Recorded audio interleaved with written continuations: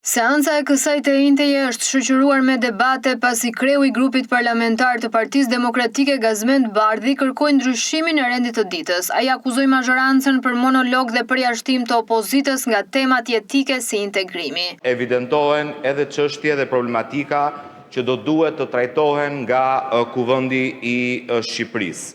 Do t'ishte një lajm I mirë që Kuvendi I Shqipërisë të luante gjatë gjithë vitit 2025 një rol në përmbushjen e shqetësimeve të ngritura nga Parlamenti Evropian, për fat keq nuk e ka luajtur këtë rol, për fat keq ka kontribuar që në këtë raport të ketë edhe një olla të zeza për Shqipërinë, që vështirësojnë procesin e integrimit evropian. Kësaj do të ishte ullës që Kuvendi I Shqipërisë të diskutonte sot në këtë seancë plenare në lidhje me këtë raport të Komisionit Jashtëm të Parlamentit Evropian dhe sigurisht kishim mundësi ta shndronim atë në një plan pune të Kuvendit të Shqipërisë. Nga ana tjetër, kreu I grupit parlamentar të Partisë Socialiste Tauland Balla e cilësoi kërkesën e opozitës si një lëvizje për lajm të ditës, duke sqaruar se dokumenti ende nuk ka kaluar filtrin final të Parlamentit Evropian. Kjo është një projekt rezolut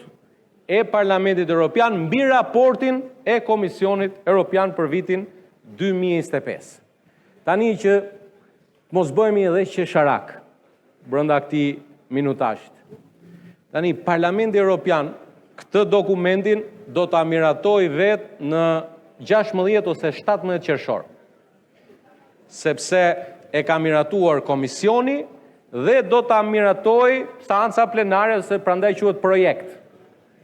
Tani na kërkohet që ta bëjmë ne diskutimin përpara sa ta miratoj Parlamenti Evropian. Tani mos na bëni qeshrak, ne jemi shumë të gatshëm kur ta doni ju. Kur ta doni ju, por ne kemi programuar javën tjetër me 14 maj kemi diskutimin e raportit të komisionit. Një tjetër pikë e nxehtë ishte siguria rrugore, referuar aksidentit të rënd në Durrës, ku humbën jetën 2 fëmijë, mazhoranca depozitoi amendamente që synojnë ndëshkime më të ashpra për shoferët e papërgjegjshëm. Me propozim të Ballës, votimi për ndryshimet në kodin rrugor u shtyn për të gjetur, siç tha ai, një gjuhë të përbashkët me të gjitha palët. 2 deputet të Partisë Socialiste kanë depozituar disa amendamente që synojnë le të themi marrjen e masave parandaluese ndaj drejtuesve të mjeteve të papërgjegjshëm ose recidivist në shkeljet rrugore.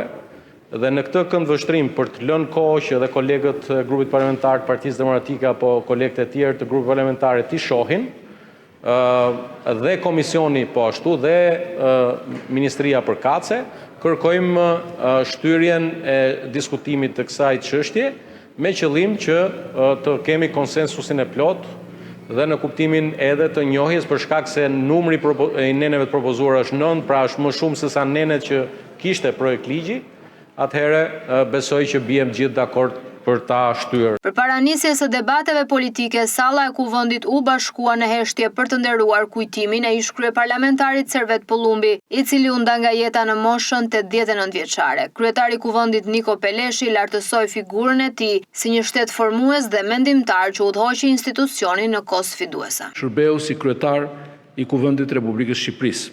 Në këtë detyrë të lartë shtetërore, Servet Pollumbi drejtoi me vizion, urtësi dhe mençuri, tolerancë e përkushtim si një politikan larpamës dhe patriot.